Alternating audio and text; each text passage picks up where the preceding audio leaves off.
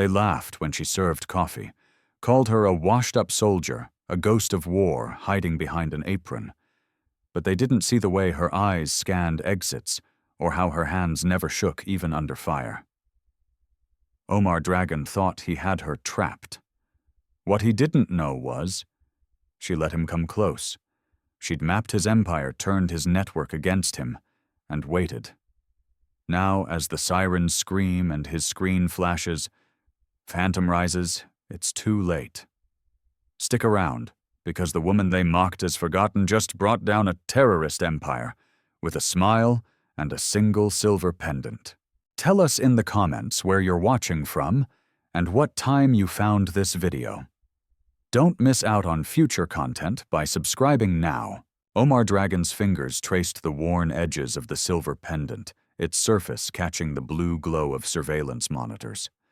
His eyes never left the feed, showing phantom links now masquerading as a simple coffee server. The military officer's laughter echoed through his headphones, making his jaw clench. Fools, all of them. 15 years of intelligence work had taught Omar Dragon to recognize the subtle tells of a trained killer. The way she moved with controlled precision, how her eyes constantly mapped exit routes. These weren't the habits of a civilian. He'd witnessed her lethal efficiency firsthand in Damascus, when she turned a routine operation into a bloodbath. The memory of that night clawed at him. His brother Karim's last words gurgled through blood. "The pendant!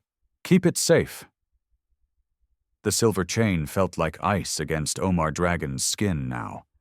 In the feed, Lynx's hand trembled slightly while pouring coffee. A micro-expression of contained violence that only someone like him would notice. Research files spread across his desk told a darker story. Psychological profiles of elite operatives showed a pattern they never truly retired. The need for action for purpose became encoded in their DNA. A comprehensive study from the International Journal of Military Psychology laid bare the statistics: 89% of deep-cover operatives maintained active contingency plans. What was Lynx's true mission? Omar Dragon pulled up the Damascus operation files, his reflection ghosting across the screen. The official report claimed a failed extraction, but he'd discovered irregularities. Communications logs missing crucial minutes, surveillance footage with convenient gaps. His superiors had buried these inconsistencies, but why the same pattern emerged in other operations where Lynx had been involved? The helicopter sounds grew closer, and Omar Dragon's hand instinctively tightened around the pendant. Through the feed, he watched Lynx's head tilt slightly at the noise. Their shared hyper-vigilance, a curse of their profession. "Have you ever felt the weight of secrets crushing you?" he whispered to the empty room. An alert flashed on his screen. Facial recognition had found matches. Lynx under different names had been spotted at 3 other military installations in the past year. Always in civilian roles, always near sensitive areas. The pattern confirmed his suspicions, but raised more questions. Was she working alone, or was there a larger conspiracy? His phone buzzed. A message from command questioning his surveillance authorization. They were getting nervous. Omar Dragon's obsession with Lynx had drawn attention, but they didn't understand. This wasn't just about revenge. It was about exposing a system that created killers and then lost control of them. The pendant caught the light again, and for a moment Omar Dragon saw his brother's face reflected in its surface. "What would you think of me now, Karim?" he murmured. "Have you seen your dreams of peace twisted into this endless game of shadows?" Through the feed, Lynx suddenly looked directly at the camera, a ghost of a smile playing on her lips. Omar Dragon's blood ran cold. She knew. She had always known. The hunter and hunted their roles constantly shifting like desert sands. His fingers flew across the keyboard, digging deeper into classified files. Each layer revealed more connections, more inconsistencies. The same names kept appearing. Officials who had overseen both their operations, who had shaped them into weapons, and then tried to bury the evidence. Type shadows. If you've ever discovered a truth that changed everything, he whispered to his imagined audience, his voice heavy with the weight of revelation. The pendant slipped from his grasp, clattering against the desk. In the surveillance feed, Lynx's head snapped toward the sound of a door opening, their shared instincts, their shared curse. How many others like them were out there playing roles hiding their true nature? Omar Dragon leaned back, the pieces finally forming a clear picture. They weren't just operatives gone rogue. They were symptoms of a deeper corruption. The system that created them was the real enemy, using them as disposable assets in an endless shadow war. The helicopter's rhythm merged with his heartbeat as Omar Dragon realized the true scope of what he'd uncovered. This wasn't just about finding Lynx anymore. It was about exposing the entire machine that had turned them both into monsters. His reflection stared back at him from the monitor overlaid with Lynx's surveillance feed. Two predators, two victims, two sides of the same tarnished coin. The weight of this truth pressed down on him like the desert heat of that fateful night in Damascus. Omar Dragon stalked the perimeter of his command post, the silver pendant that marked him as the dragon's head, swaying with each aggressive step. His men's voices crackled through the radio, confirming positions around the military base, but the familiar thrill of an imminent victory felt strangely muted. Something in Phantom Lynx's eyes when he'd confronted her in that coffee shop, that damned knowing smile, kept needling at his certainty. The pendant felt heavier than usual against his chest, as Omar Dragon remembered Damascus. The operation that should have killed her, the explosion that should have buried their shared history forever. But now, watching his recon team move into position through high-powered binoculars, those memories shifted like sand, revealing new angles, uncomfortable questions. "Sir, Team Alpha is in place." The radio crackled. Omar Dragon's fingers tightened around the binoculars. "Proceed with infiltration," he ordered, but his voice caught slightly. Why would an elite operative like Phantom Lynx choose such an exposed position?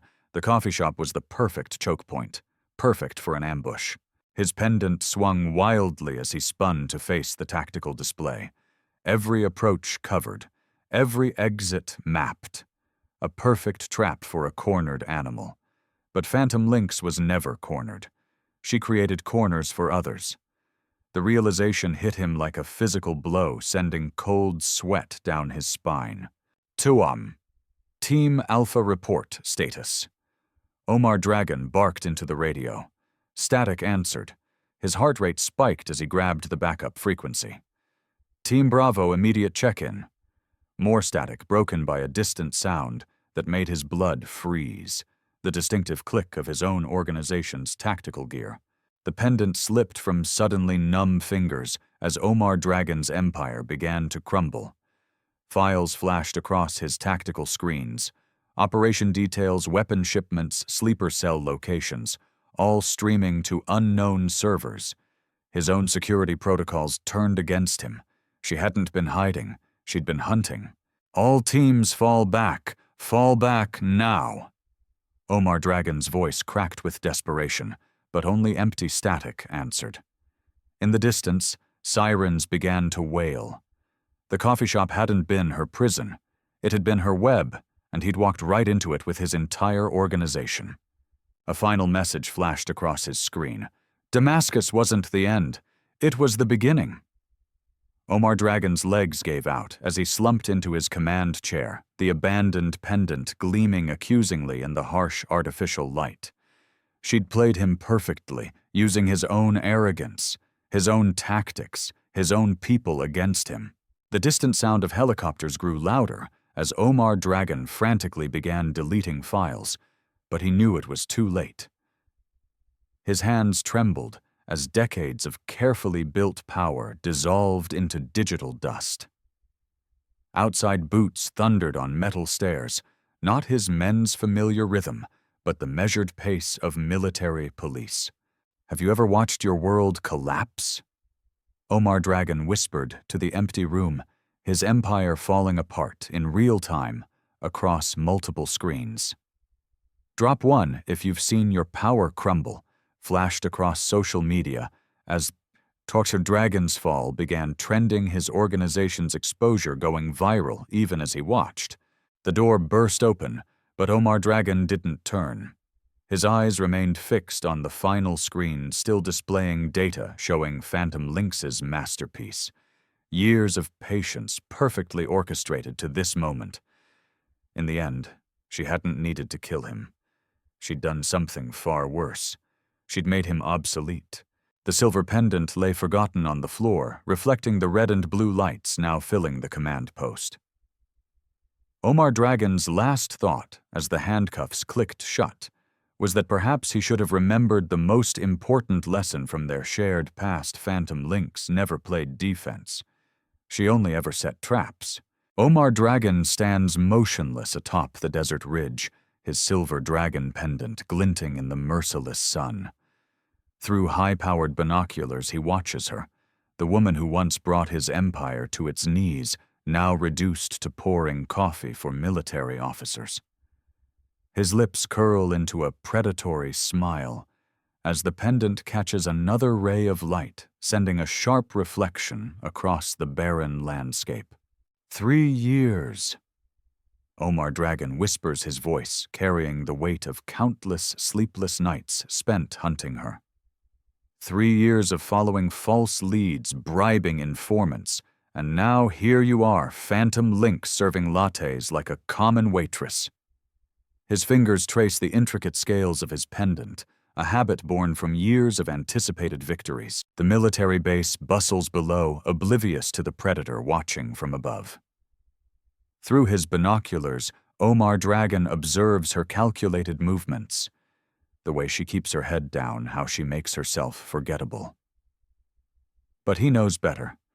He sees the vigilant glances, the subtle muscle tension betraying her training.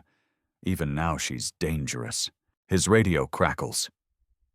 "Sir, strike team in position," a voice reports. Omar Dragon's grip tightens on his binoculars. "Hold," he commands, savoring the moment. "Let's make her squirm first." He retrieves a small box from his tactical vest, opening it to reveal dozens of identical silver dragon pendants. With practiced precision, he attaches a miniature tracker to one.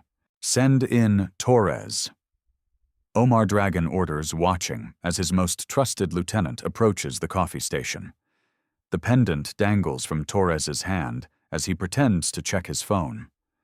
Omar Dragon's heart races as Torres accidentally drops it near her station.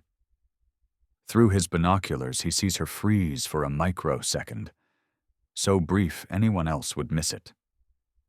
But he catches the flash of recognition in her eyes. The game begins. Omar Dragon murmurs, activating his phone's live stream. His followers have waited years for this moment. Phantom Found appears on screen as he narrates quietly, "Watch closely, my faithful viewers. Today you'll witness the fall of a legend." The coffee station erupts in chaos as planned. His operatives disguised as soldiers surround her. Omar Dragon's chest swells with pride as she realizes she's trapped. Her serving tray clatters to the ground, coffee splashing across desert sand. "Nobody escapes Omar Dragon twice," he announces into his radio, knowing his words are being broadcast live to thousands. But something unexpected happens. As his men close in, she looks directly at his position on the ridge. Even from this distance, her gaze pierces him, awakening memories of Damascus. The screams of his dying men, the explosion that scarred half his face. For a heartbeat, doubt creeps in. Has he underestimated her again? Shupfuam. "Dragon, if you're ready to witness a legend fall," Omar Dragon shakes off the uncertainty, clutching his pendant tighter. "You took everything from me in Damascus," he whispers to the wind. "Now I'll take everything from you." But as he watches her subtle smirk through his binoculars, a chill runs down his spine. Why isn't she running? The base's alarm suddenly blares. Omar Dragon's radio explodes with panicked voices. Sir, she's not alone. Multiple hostile signatures detected. His empire of carefully laid plans begins to crack as a new hashtag appears below his live stream, Omar Dragon's Bane. Will Omar Dragon's vengeance finally be satisfied, or has the hunter become the hunted? Through his binoculars, he watches his worst nightmare unfold. Phantom Lynx, standing tall, no longer pretending to be invisible, surrounded by the chaos he created. And in her hand glints something that makes his blood run cold, another silver dragon pendant one he lost 3 years ago in Damascus. The silver pendant burns against my palm as I watch my perfect plan unravel. Through my tactical scope, I see her, Phantom Lynx, the woman who once mirrored my own ruthlessness, now moving with a different kind of precision. My fingers tighten around the pendant, its edges cutting into my flesh. How dare she protect them? The symphony of combat fills the air. My carefully orchestrated chaos now conducting a different melody. Each explosion illuminates her fluid movements as she shepherds the recon team to safety. My men fall one by one, their bodies dropping, with the same efficiency she once employed in our shared missions. The radio crackles with panic. Dragon, we're losing ground. Even their voices betray their fear of her. I remember her serving coffee just hours ago, playing the role of someone invisible. Now, as she emerges from smoke and shadow, I see what I refused to acknowledge. She's no longer running from her past. She's transcended it. The realization sits like acid in my throat. Sir, the operation is compromised. PhantomRises is trending. Someone's streaming this. My lieutenant's voice shakes. On my tablet, social media explodes with shaky footage of her intervention. Each share, each viral moment hammers another nail into my campaign of vengeance. The pendant trembles harder in my grip as I watch her through my scope again.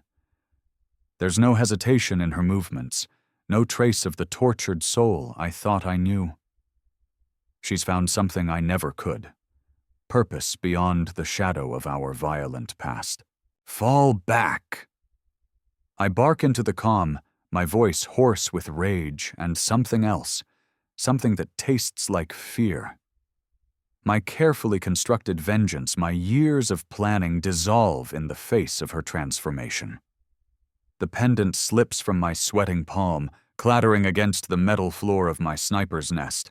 As my remaining forces retreat, I catch one final glimpse of her through the scope.